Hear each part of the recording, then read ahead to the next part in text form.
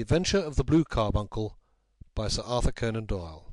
I had called upon my friend Sherlock Holmes upon the second morning after Christmas, with the intention of wishing him the compliments of the season. He was lounging upon the sofa in a purple dressing-gown, a pipe-rack within his reach upon the right, and a pile of crumpled morning papers, evidently newly studied, near at hand. Beside the couch was a wooden chair, and on the angle of the back hung a very seedy and disreputable hard felt hat, much the worse for wear, and cracked in several places. A lens and a forceps, lying upon the seat of the chair, suggested that the hat had been suspended in this manner for the purpose of examination. "You are engaged," said I. "Perhaps I interrupt you." "Not at all. I am glad to have a friend with whom I can discuss my results. The matter is a perfectly trivial one." He jerked his thumb in the direction of the old hat. "But there are points in connection with it which are not entirely devoid of interest and even of instruction." I seated myself in his arm-chair and warmed my hands before his crackling fire, for a sharp frost had set in, and the windows were thick with the ice-crystals. "I suppose," I remarked, "that, homely as it looks, this thing has some deadly story linked on to it, that it is the clue which will guide you in the solution of some mystery and the punishment of some crime." No crime," said Sherlock Holmes, laughing.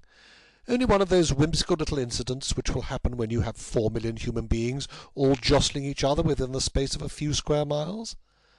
Amid the action and reaction of so dense a swarm of humanity, every possible combination of events may be expected to take place, and many a little problem will be presented which may be striking and bizarre without being criminal. We have already had experience of such." "So much so," I remarked, "that of the last 6 cases which I have added to my notes, 3 have been entirely free of any legal crime." "Precisely. You allude to my attempt to recover the Irene Adler play papers, to the singular case of Miss Mary Sutherland, and to the adventure of the man with the twisted lip. Well, I have no doubt that this fall into the same innocent category. You know Peterson, the commissionaire?" "Yes." "It is to him that this trophy belongs." "It is his hat?" No. He found it. Its owner is unknown. I beg that you will look upon it not as a battered billycock, but as an intellectual problem. And first as to how it came here. It arrived upon Christmas morning in company with a good fat goose, which is, I have no doubt, roasting at this moment in front of Peterson's fire. The facts are these. About 4 o'clock on Christmas morning, Peterson, who, as you know, is a very honest fellow, was returning from some small jollification, and was making his way homeward down Tottenham Court Road. In front of him he saw, in the gaslight, a tallish man, walking with a slight stagger, and carrying a white goose slung over his shoulder. As he reached the corner of Goodge Street, a row broke out between this stranger and a little knot of roughs. One of the latter knocked off the man's hat, on which he raised his stick to defend himself, and swinging it over his head, smashed the shop window behind him. Peterson had rushed forward to protect the stranger from his assailants, but the man, shocked at having broken the window, and seeing an official-looking person in uniform rushing towards him, dropped his goose, took to his heels, and vanished amid the labyrinth of small streets which lie at the back of Tottenham Court Road. The roughs had also fled at the appearance of Peterson, so that he was left in possession of the field of battle, and also of the spoils of victory in the shape of this battered hat, and a most unimpeachable Christmas goose, which surely he restored to their owner. My dear fellow, there lies the problem. It is true that "For Mrs. Henry Baker" was printed upon a small card which was tied to the bird's left leg, and it is also true that the initials H.B. are legible upon the lining of this hat. But as there are some thousands of Bakers and some hundreds of Henry Bakers in this city of ours, it is not easy to restore lost property to any one of them. What then did Peterson do? He brought round both hat and goose to me on Christmas morning, knowing that even the smallest problems are of interest to me. The goose we retained until this morning, when there were signs that, in spite of the slight frost, it would be well that it should be eaten without unnecessary delay. Its finder has carried it off, therefore, to fulfil the ultimate destiny of a goose, while I continue to retain the hat of the unknown gentleman who lost his Christmas dinner. Did he not advertise? No. Then what clue could he have as to his identity? Only as much as we can deduce. From his hat? Precisely. But you are joking. What can you gather from this old battered felt? Here is my lens. You know my methods. What can you gather yourself as to the individuality of the man who has worn this article? I took the tattered object in my hands and turned it over rather ruefully. It was a very ordinary black hat of the usual round shape, hard, and much the worse for wear. The lining had been of red silk, but was a good deal discoloured. There was no maker's name, but, as Holmes had remarked, the initials H.B. were scrawled upon one side. It was pierced in the brim for a hat securer, but the elastic was missing. For the rest, it was cracked, exceedingly dusty, and spotted in several places, although there seemed to have been some attempt to hide the discoloured patches by smearing them with ink. "I can see nothing," said I, handing it back to my friend. "On the contrary, Watson, you can see everything. You fail, however, to reason from what you see. You are too timid in drawing your inferences." "Then pray tell me what it is that you can infer from this hat." He picked it up and gazed at it in the peculiar introspective fashion which was characteristic of him.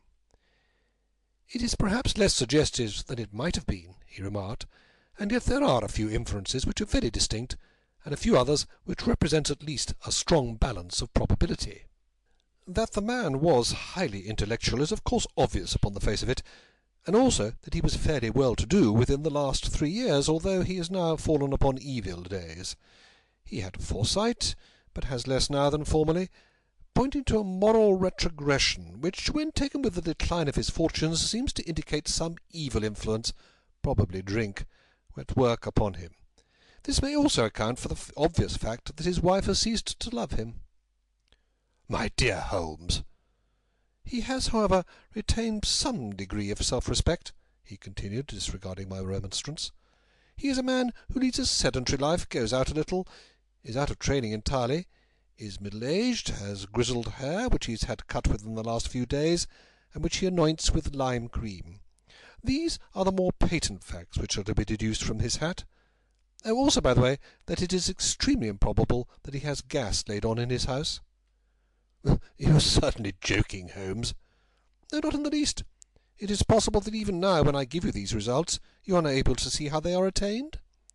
"I have no doubt that I am very stupid, but I must confess that I am unable to follow you. For example, how did you deduce this man was intellectual?" For answer, Holmes clapped the hat upon his head. It came right over the forehead and settled upon the bridge of his nose. "Oh, it is a question of cubic capacity," said he. "A man with so large a brain must have something in it." "The decline of his fortunes, then?" "This hat is 3 years old. These flat brims, curled at the edge, came in then. It is a hat of the very best quality. Look at the band of ribbed silk and the excellent lining. If this man could afford to buy so expensive a hat 3 years ago, and has had no hat since, then he has assuredly gone down in the world." Well, that is clear enough, certainly. But how about the foresight and the moral retrogression?" Sherlock Holmes laughed.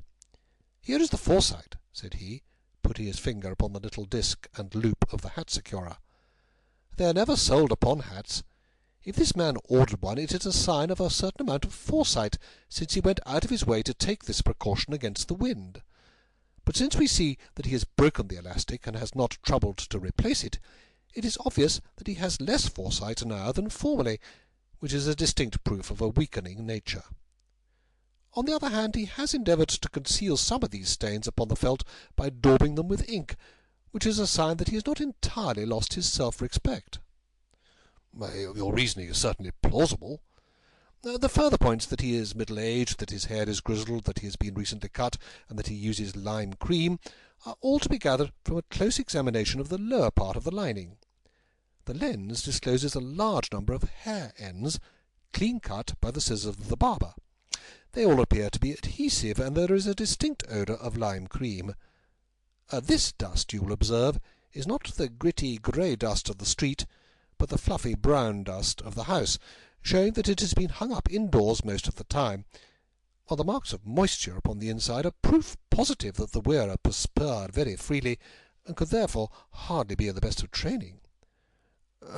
But his wife, you said that she had ceased to love him. This has not been brushed for weeks. When I see you, my dear Watson, with a week's accumulation of dust upon your hat, and when your wife allows you to go out in such a state, I shall fear that you also have been unfortunate enough to lose your wife's affection. But he might be a bachelor. Nay, he was bringing home the goose as a peace offering to his wife. Remember the card upon the bird's leg. You have an answer to everything. But how on earth do you deduce that the gas is not laid on in his house?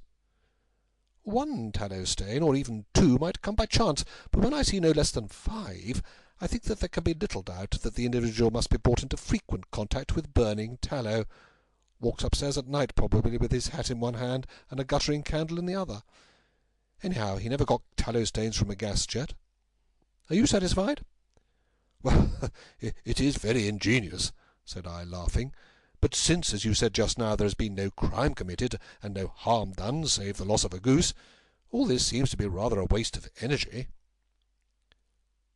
Sherlock Holmes had opened his mouth to reply, when the door flew open, and Peterson, the commissionaire, rushed into the apartment with flushed cheeks and the face of a man who is dazed with astonishment. "The goose, Mr. Holmes! The goose, sir!" he gasped. What of it, then? Has it returned to life and flapped off through the kitchen window? Holmes twisted himself round upon the sofa to get a fairer view of the man's excited face. "See here, sir! See what my wife found in its crop!" He held out his hand and displayed upon the centre of the palm a brilliantly scintillating blue stone, rather smaller than a bean in size, but of such purity and radiance that it twinkled like an electric point in the dark hollow of his hand. Sherlock Holmes sat up with a whistle. "By Jove, Peterson," said he, "this is treasure trove indeed. I suppose you know what you've got?" "A diamond, sir. A precious stone. It cuts into glass as though it were putty." "It's more than a precious stone. It is the precious stone." "Not the Countess of Morcar's Blue Carbuncle?" I ejaculated. "Precisely so. I ought to know its size and shape, seeing that I have read the advertisement about it in the Times every day recently. It is absolutely unique, and its value can only be conjectured, but the reward offered of £1,000 is certainly not within a 20th part of the market price." £1,000? Great Lord of mercy! The Commissioner plumped down into a chair and stared from one to the other of us. "That is the reward, and I have reason to know that there are sentimental considerations in the background which would induce the Countess to part with half her fortune if she could but recover the gem." "It was lost, if I remember right, at the Hotel Cosmopolitan," I remarked. "Precisely so, on December the 22nd, just 5 days ago. John Horner, a plumber, was accused of having abstracted it from the lady's jewel case. The evidence against him was so strong that the case has been referred to the assizes. I have some account of the matter here, I believe." He rummaged amid his newspapers, glancing over the dates, until at last he smoothed one out, doubled it over, and read the following paragraph.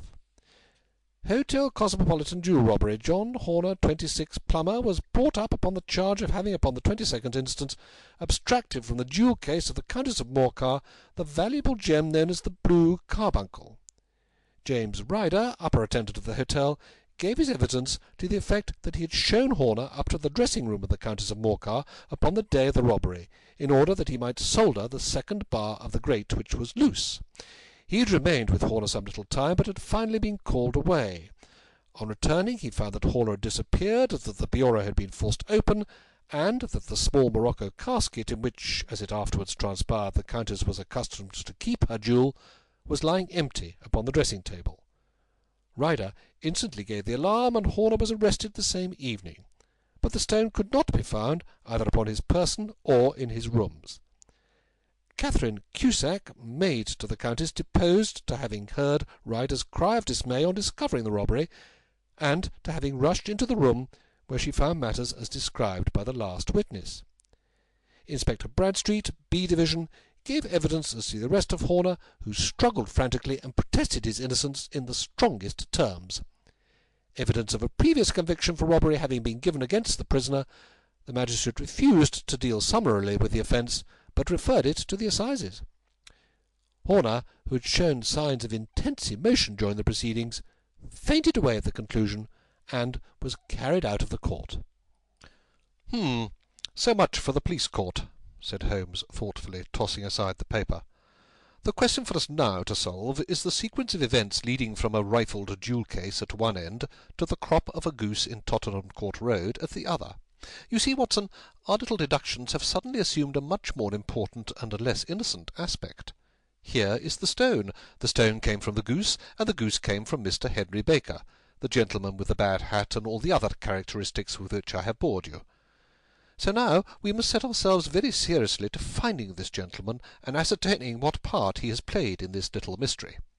To do this we must try the simplest means first, and these lie undoubtedly in an advertisement in all the evening papers. If this fails, I shall have recourse to other methods." "What will you say?" "Give me a pencil and that slip of paper. Now then, found at the corner of Goodge Street a goose and a black felt hat. Mr. Henry Baker can have the same by applying at 6:30 this evening at 221B Baker Street. That is clear and concise." "Very, but will he see it?" "Well, he is sure to keep an eye on the papers, since, to a poor man, the loss was a heavy one. He was clearly so scared by his mischance in breaking the window and by the approach of Peterson that he thought of nothing but flight. But since then he must have bitterly regretted the impulse which caused him to drop his bird.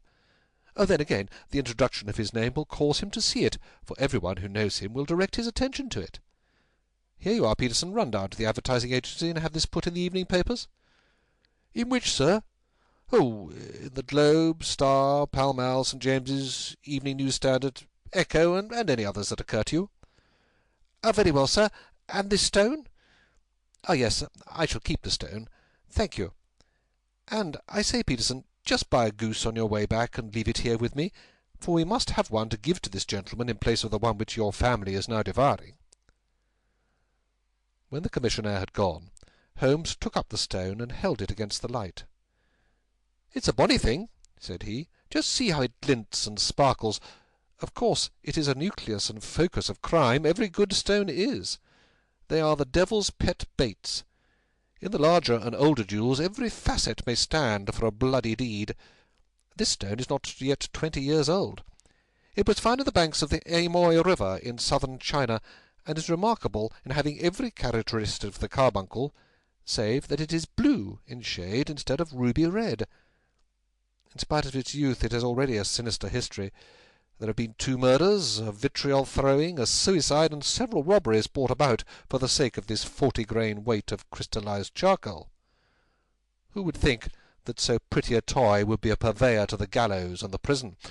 I'll lock it up in my strong box now, and drop a line to the Countess to say that we have it." "Do you think that this man Horner is innocent?" "I cannot tell." "Well, then, do you imagine that this other one, Henry Baker, had anything to do with the matter?" "It is, I think, much more likely that Henry Baker is an absolutely innocent man, who had no idea that the bird which he was carrying was of considerably more value than if it were made of solid gold. That, however, I shall determine by a very simple test, if we have an answer to our advertisement." "And you could do nothing until then?" "Nothing." "In that case I shall continue my professional round, but I shall come back in the evening at the hour you have mentioned, for I should like to see the solution of so tangled a business." "Very glad to see you. I dine at 7. There is a woodcock, I believe. By the way, in view of recent occurrences, perhaps I ought to ask Mrs. Hudson to examine its crop." I had been delayed at a case, and it was a little after 6:30 when I found myself in Baker Street once more. As I approached the house, I saw a tall man in a Scotch bonnet, with a coat which was buttoned up to his chin, waiting outside in the bright semicircle which was thrown from the fanlight. Just as I arrived, the door was opened, and we were shown up together to Holmes's room. "Mr. Henry Baker, I believe," said he, rising from his armchair, and greeting his visitor with the easy air of geniality which he could so readily assume. "Pray take this chair by the fire, Mr. Baker. It is a cold night, and I observe that your circulation is more adapted for summer than for winter. Ah, Watson, you have just come at the right time. Is that your hat, Mr. Baker?" "Yes, sir, that is undoubtedly my hat." He was a large man with rounded shoulders, a massive head, and a broad, intelligent face, sloping down to a pointed beard of grizzled brown. A touch of red in nose and cheeks, with a slight tremor of his extended hand, recalled Holmes's surmise as to his habits. His rusty black frock coat was buttoned right up in front, with the collar turned up, and his lank wrists protruded from his sleeves without a sign of cuff or shirt. He spoke in a slow staccato fashion, choosing his words with care, and gave the impression generally of a man of learning and letters who had had ill usage at the hands of fortune. "We have retained these things for some days," said Holmes, "because we expected to see an advertisement from you giving your address. I am at a loss to know 1 hour why you did not advertise." Our visitor gave a rather shamefaced laugh. "Shillings have not been so plentiful with me as they once were," he remarked. "I had no doubt that the gang of roughs who assaulted me had carried off both my hat and the bird. I did not care to spend more money in a hopeless attempt at recovering them." "Very naturally. By the way, about the bird, we were compelled to eat it." "To eat it!" Our visitor half rose from his chair in his excitement. "Yes, it would have been no use to anyone had we not done so. But I presume that this other goose upon the sideboard, which is about the same weight and perfectly fresh, will answer your purpose equally well?" "Oh, certainly, certainly," answered Mr. Baker, with a sigh of relief. "Of course we still have the feathers, legs, crop, and so on of your own bird, if you wish." The man burst into a hearty laugh. "They might be useful to me as relics of my adventure," said he, "but beyond that I can hardly see what use the disjecta membra of my late acquaintance are going to be to me. No, sir, I think that, with your permission, I will confine my attentions to the excellent bird which I perceive upon the sideboard." Sherlock Holmes glanced sharply across at me with a slight shrug of his shoulders. "There is your hat, then, and there your bird," said he. "By the way, would it bore you to tell me where you got the other one from? I am somewhat of a fowl fancier, and I have seldom seen a better-grown goose." "Certainly, sir," said Baker, who had risen and tucked his newly gained property under his arm.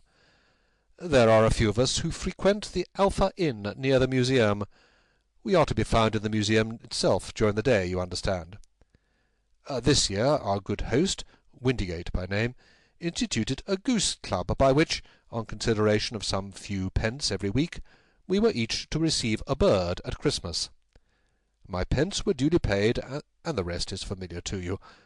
I am much indebted to you, sir, for a Scotch bonnet is fitted neither to my years nor my gravity." With a comical pomposity of manner he bowed solemnly to both of us, and strode off upon his way. "So much for Mr. Henry Baker," said Holmes, when he had closed the door behind him. "It is quite certain that he knows nothing whatever about the matter. Are you hungry, Watson?" "Not particularly." "Then I suggest that we turn our dinner into a supper, and follow up this clue while it is still hot." "By all means." It was a bitter night, so we drew on our ulsters and wrapped cravats about our throats. Outside, the stars were shining coldly in a cloudless sky, and the breath of the passers-by blew out into smoke like so many pistol shots. Our footfalls rang out crisply and loudly as we swung through the Doctor's Quarter, Wimpole Street, Harley Street, and so through Wigmore Street into Oxford Street. In a quarter of an hour we were in Bloomsbury at the Alpha Inn, which is a small public-house at the corner of one of the streets which runs down into Holborn. Holmes pushed open the door of the private bar, and ordered 2 glasses of beer from the ruddy-faced, white-aproned landlord. "Your beer should be excellent, if it is as good as your geese," said he. "My geese?" The man seemed surprised. "Yes, I was speaking only half an hour ago to Mr. Henry Baker, who is a member of your goose club." "Oh, yes, I see. But you see, sir, them's not our geese." "Indeed, whose then?" "Well, I got the 2 dozen from a salesman in Covent Garden." "Indeed? I know some of them. Which was it?" "Breckenridge is his name." "I don't know him. Well, here's your good health, landlord, and prosperity to your house. Good night." "Now for Mr. Breckenridge," he continued, buttoning up his coat as we came out into the frosty air. "Remember, Watson, that though we have so homely a thing as a goose at one end of this chain, we have at the other end a man who will certainly get 7 years' penal servitude unless we can establish his innocence. It is possible that our inquiry may but confirm his guilt, but in any case We have a line of investigation which has been missed by the police, and which a singular chance has placed in our hands. Let us follow it out to the bitter end. Faces to the south, then, and quick march!" We passed across Holborn, down Endell Street, and so through a zigzag of slums to Covent Garden Market. One of the largest stalls bore the name of Breckenridge upon it, and the proprietor, a horsey-looking man with a sharp face and trim side-whiskers, was helping a boy to put up the shutters. "Good evening. It's a cold night," said Holmes. The salesman nodded and shot a questioning glance at my companion. "Sold out of geese, I see," continued Holmes, pointing at the bare slabs of marble. "Let you have 500 tomorrow morning." "Oh, that's no good." "Well, there's some on the stall with the gas flare." "No, but I was recommended to you." "Who by?" "The landlord of the Alpha." "Oh, yeah, I sent him a couple of dozen." "Fine birds they were, too. Now, where did you get them from?" To my surprise, the question provoked a burst of anger from the salesman. "Now then, mister," said he, with his head cocked and his arms akimbo, "what are you driving at? Let's have it straight now." "It is straight enough. I should like to know who sold you the geese which you supplied to the Alpha." "Well, then I shan't tell you, so now." "No, it's a matter of no importance, but I don't know why you should be so warm over such a trifle." "Warm? You'd be as warm, maybe, if you were as pestered as I am. When I pay good money for a good article, there should be an end of the business. But it's where are the geese, and who did you sell the geese to, and what will you take for the geese? One would think they were the only geese in the world to hear the fuss that is made over them." "Well, I have no connection with any other people who have been making inquiries," said Holmes carelessly. "If you won't tell us the bet is off, that's all. But I'm always ready to back my opinion on a matter of fowls, and I have a fiver on it that the bird I ate is country-bred." "Well, then you've lost your fiver, for it's town-bred," snapped the salesman. "It's nothing of the kind." "I say it is." "I don't believe it." "Do you think you know more about fowls than I, who've handled them ever since I was a nipper? I tell you, all those birds that went to the Alpha were town-bred." "You'll never persuade me to believe that." "Will you bet, then?" "Oh, it's merely taking your money, for I know that I'm right, but I'll have a sovereign on with you, just to teach you not to be obstinate." The salesman chuckled grimly. "Bring me the books, Bill," said he. The small boy brought round a small, thin volume and a great greasy-backed one, laying them out together beneath the hanging lamp. "Now then, Mr. Cockshaw," said the salesman, "I thought that I was out of geese, but before I finish you'll find that there is still one left in my shop. You see this little book?" "Well?" "That's a list of the folk from whom I buy. Do you see? Well then, here on this page are the country folk, and the numbers after their names are where their accounts are in the big ledger. Now then, you see this other page in Reading? Well, that's a list of my town suppliers. Now look at that third name. Just read it out to me." "Mrs. Oakshott, 117 Brixton Hill, 249, read Holmes. "Quite so. Now turn that up in the ledger." Holmes turned to the page indicated. "Here you are. Mrs. Oakshott, 117 Brixton Road, egg and poultry supplier. Now then, what's the last entry? December the 22nd, 24 geese at 7 shillings and sixpence. Quite so. There you are. And underneath? Sold to Mr. Windigate of the Alpha at 12 shillings. What have you to say now?" Sherlock Holmes looked deeply chagrined. He drew a sovereign from his pocket and threw it down upon the slab, turning away with the air of a man whose disgust is too deep for words. A few yards off he stopped under a lamp-post and laughed in the hearty, noiseless fashion which was peculiar to him. "When you see a man with whiskers of that cut and the pink 'un protruding out of his pocket, you can always draw him into a bet," said he. "I dare say that if I put £100 down in front of him, that man would have not given me such complete information as was drawn from him by the idea that he was due me on a wager.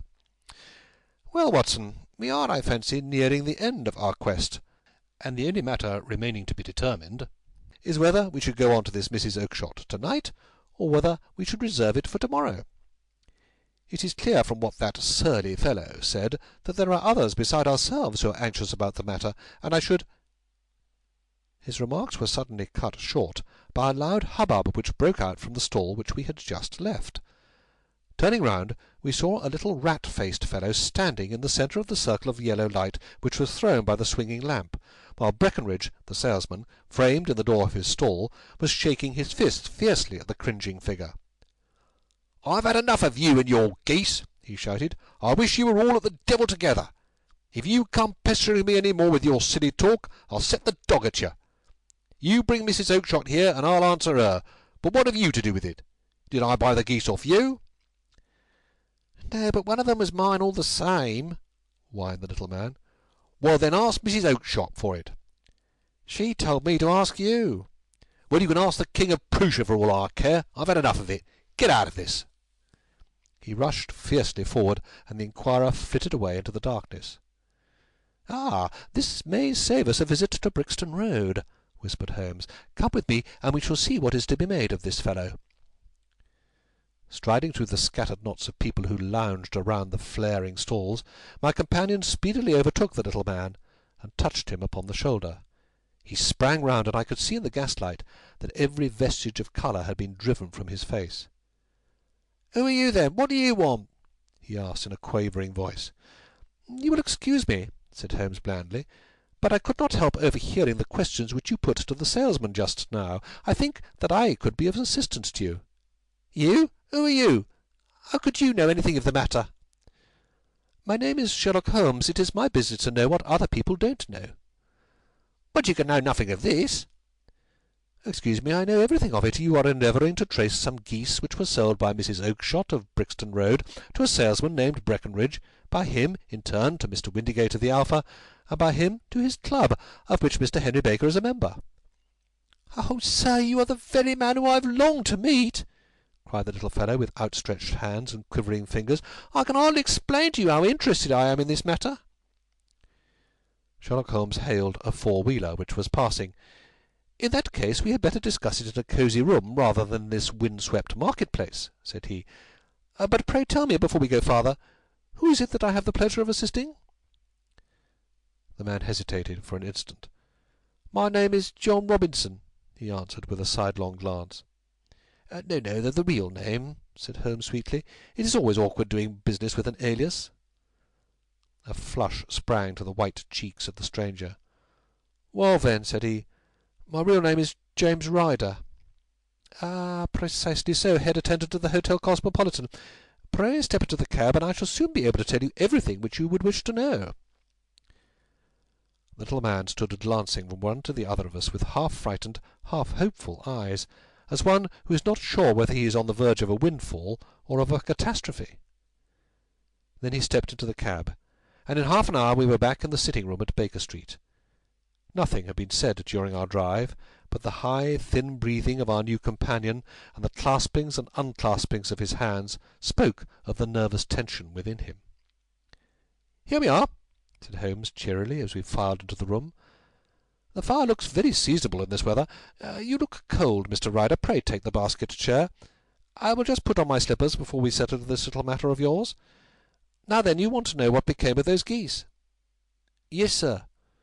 "Or rather, I fancy, of that goose. It was one bird, I imagine, in which you were interested. White, with a black bar across the tail?" Ryder quivered with emotion. "Oh, sir," he cried, "can you tell me where it went to?" "It came here." "Here?" "Yes, and a most remarkable bird it proved. I don't wonder that you should take an interest in it. It laid an egg after it was dead, the bonniest, brightest little blue egg that ever was seen. I have it here in my museum." Our visitor staggered to his feet and clutched the mantelpiece with his right hand. Holmes unlocked his strong box and held up the Blue Carbuncle, which shone out like a star with a cold, brilliant, many-pointed radiance. Ryder stood glaring with a drawn face, uncertain whether to claim or to disown it. "The game's up, Ryder," said Holmes quietly. "Hold up, man, or you'll be into the fire. Give him an arm back to his chair, Watson. He's not got blood enough to go in for felony with impunity. Give him a dash of brandy. So. Now he looks a little more human. What a shrimp it is, to be sure." For a moment he had staggered and nearly fallen, but the brandy brought a tinge of colour into his cheeks, and he sat staring with frightened eyes at his accuser. I have almost every link in my hands, and all the proofs which I could possibly need, so there is little which you need to tell me. Still, that little may as well be cleared up to make the case complete. You had heard, Ryder, of this blue stone of the Countess of Morcar's? It was Catherine Cusack who told me of it, said he, in a crackling voice. I see, her ladyship's waiting-maid. Well, the temptation of sudden wealth so easily acquired was too much for you, as it has been for better men before you. But you were not very scrupulous in the means you used. It seems to me, Ryder, that there is the making of a very pretty villain in you. You knew that this man Horner, the plumber, had been concerned in some such matter before, and that suspicion would rest the more readily upon him. What did you do, then? You made some small job in my lady's room, you and your confederate Cusack, and you managed that he should be the man sent for. Then, when he had left, you rifled the jewel case, raised the alarm, and had this unfortunate man arrested. You then— Ryder threw himself down suddenly upon the rug and clutched at my companion's knees. "For God's sake, have mercy!" he screamed. "Think of me father, of me mother. It would break their hearts. I never went wrong before. I never will again. I swear it. I'll swear it on the Bible. Oh, don't bring it into court. For Christ's sake, don't." "Get back into your chair," said Holmes sternly. "It is very well to cringe and crawl now, but you thought little enough of this poor Horner in the dock for a crime of which he knew nothing." I'll fly, Mr. Holmes. I'll leave the country, sir. Then the charge against him will break down."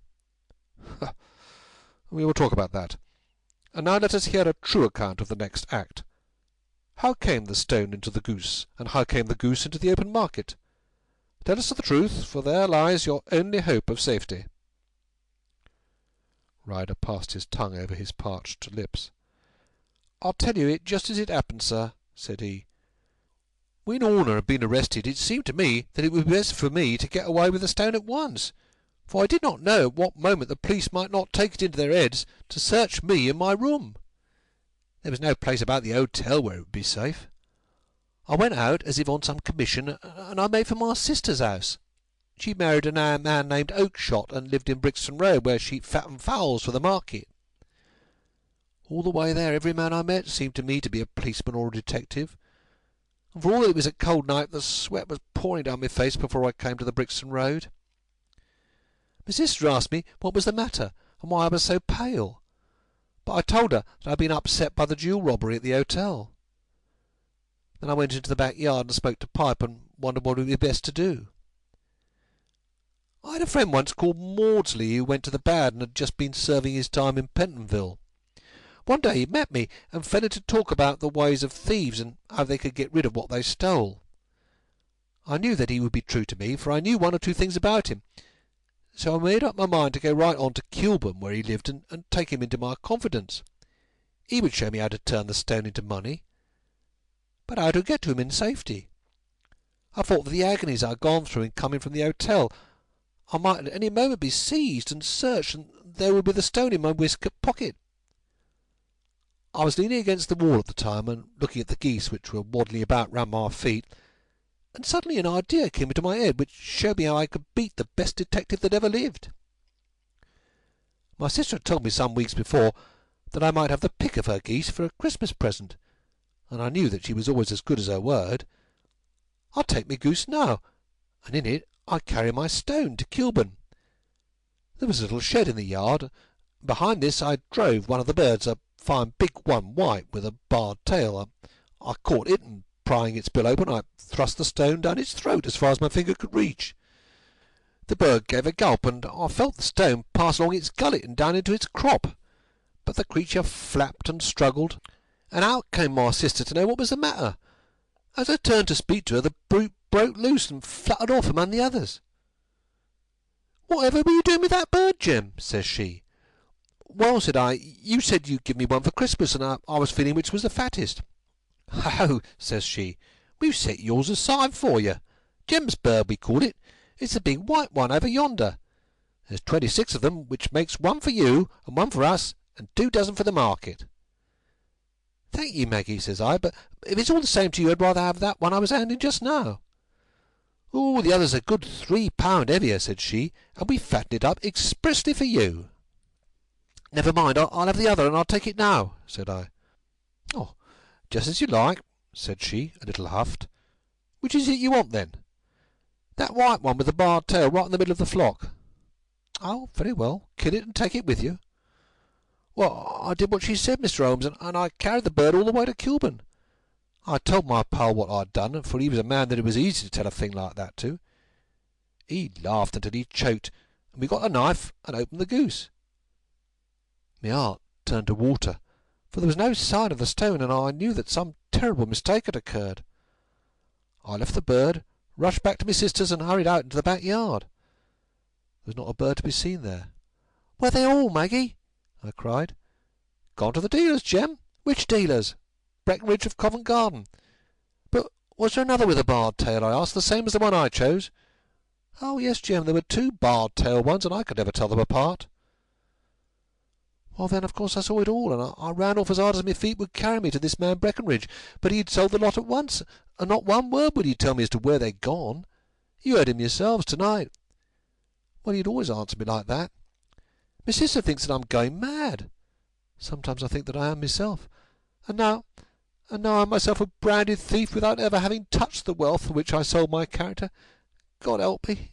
God help me!" He burst into convulsive sobbing with his face buried in his hands. There was a long silence, broken only by his heavy breathing and by the measured tapping of Sherlock Holmes's finger-tips upon the edge of the table. Then my friend rose and threw open the door. "Get out," said he. "Oh, what's that? Oh, heaven bless you!" "No more words. Get out." And no more words were needed. There was a rush, a clatter upon the stairs, the bang of a door, and the crisp rattle of running footfalls from the street. "After all, Watson," said Holmes, reaching up his hand for his clay pipe, "I am not retained by the police to supply their deficiencies. If Horner were in danger, it would be another thing, but this fellow will not appear against him, and the case must collapse. I suppose that I am commuting a felony, but it is just possible that I am saving a soul. This fellow will not go wrong again, for he is too terribly frightened. Send him to jail now, and you make him a jailbird for life. Besides, it is the season of forgiveness. Chance has put in our way a most singular and whimsical problem, and its solution is its own reward. If you will have the goodness to touch the bell, Doctor, we will begin another investigation, in which also a bird will be the chief feature."